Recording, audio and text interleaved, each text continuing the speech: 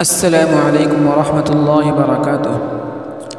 آج اس ویڈیو میں ہم جانیں گے کہ قرآن مجید اٹک اٹک کر پڑھنے میں کتنا ثواب ملتا ہے۔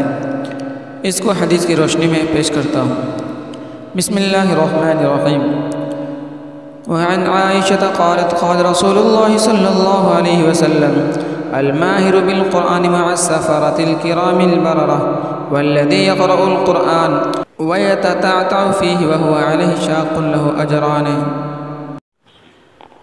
حضرت عائشہ رضی اللہ تعالی عنہ سے روایت ہے کہ نبی کریم صلی اللہ علیہ وسلم نے ارشاد فرمایا کہ ماہر قرآن لکھنے والے بزرگ نیکوکار فرشتوں کے ساتھ ہوگا، اور وہ شخص جو قرآن پڑھتا ہے اور اس میں اٹکتا ہے اور قرآن اس پر مشکل ہو جاتا ہے، اس کے واسطے 2 ثواب ہوتے ہیں۔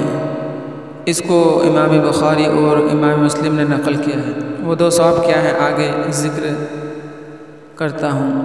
اس حدیث پاک میں یہ بتایا گیا ہے کہ ماہر قرآن وہ شخص ہے جس کو قرآن خوب یاد ہو کہ پڑھنے میں اٹکے نہیں اور نہ ہی اس کے لیے پڑھنا دشوار ہو، اور فرشتوں سے مراد وہ فرشتے ہیں جو لوح محفوظ میں اللہ تعالیٰ کی کتابیں لکھتے ہیں، یا وہ فرشتے ہیں کہ بندوں کے اعمال لکھتے ہیں۔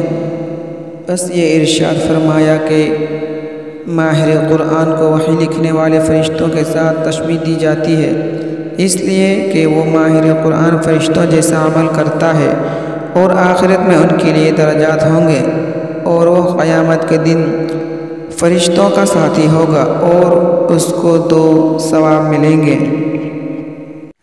ایک ثواب پڑھنے کا اور دوسرا ثواب مشقت کا ملے گا کہ اس کو پڑھنے پر رغبت دلائی ہے۔ یہ اس کے معنی میں نہیں ہے کہ جو اٹک اٹک کر پڑھتا ہے وہ ماہر سے زیادہ ثواب حاصل کرتا ہے، بلکہ ماہر قرآن کو بہت زیادہ ثواب ملتا ہے کیونکہ وہ ملائکہ یعنی فرشتوں کی جماعت میں داخل ہوتا ہے۔ خلاصہ یہ ہے کہ ماہر قرآن تو بلا شبہ افضل ہے، لیکن اٹک اٹک کر پڑھنے والے کو بھی مشقت کے اعتبار سے بہت زیادہ ثواب ملتا ہے۔